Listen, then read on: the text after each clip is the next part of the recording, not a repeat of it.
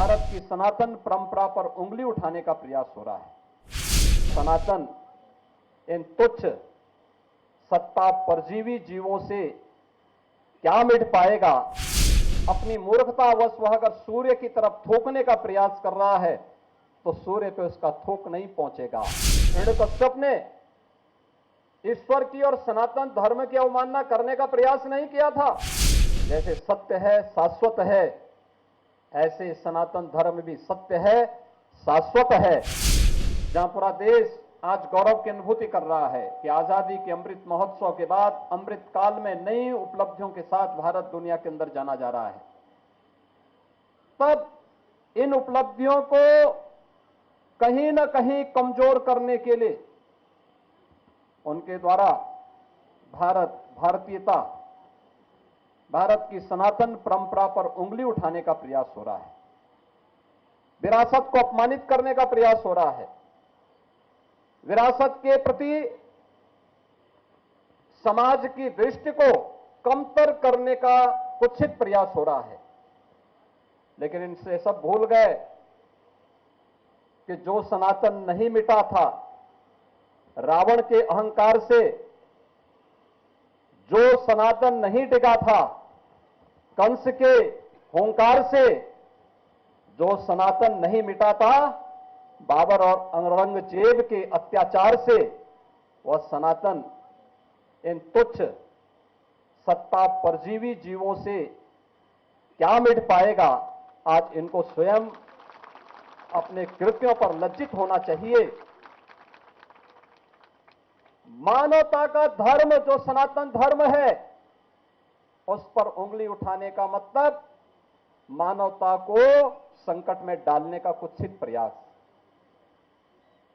याद करिए, दुनिया की कौन सा ऐसा मत, मजहब और संप्रदाय है जिसको उसके संकट के समय पलक पावड़े बिछा करके उसके स्वागत के लिए सनातन धर्मावलंबियों ने उनकी सुरक्षा और उनके संरक्षण का कार्य न किया हो।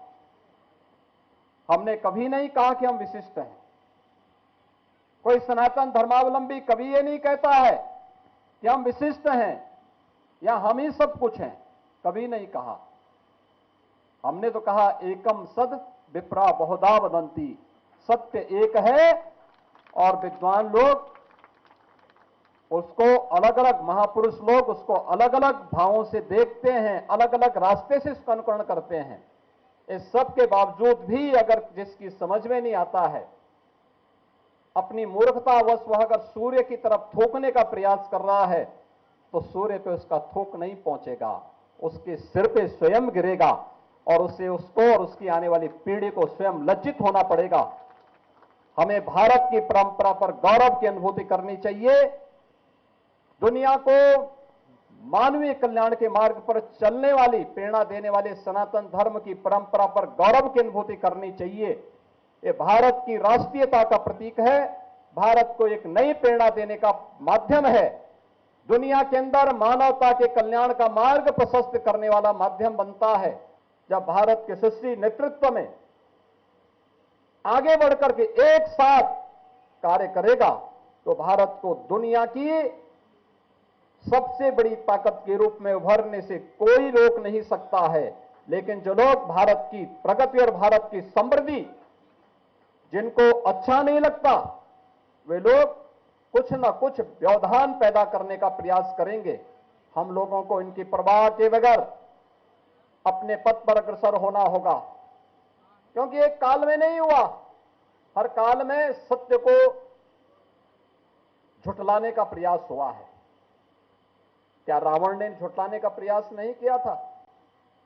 क्या उससे पहले हिरण्यकश्यप ने ईश्वर की और सनातन धर्म की अवमानना करने का प्रयास नहीं किया था? क्या कंस ने ईश्वरीय सत्ता को चुनौती नहीं दी थी? और ईश्वरीय सत्ता को चुनौती देने वाले आज क्या कर रहे हैं, उनकी स्थिति क्या है? सब कुछ मिट गया, कुछ नहीं बचा है।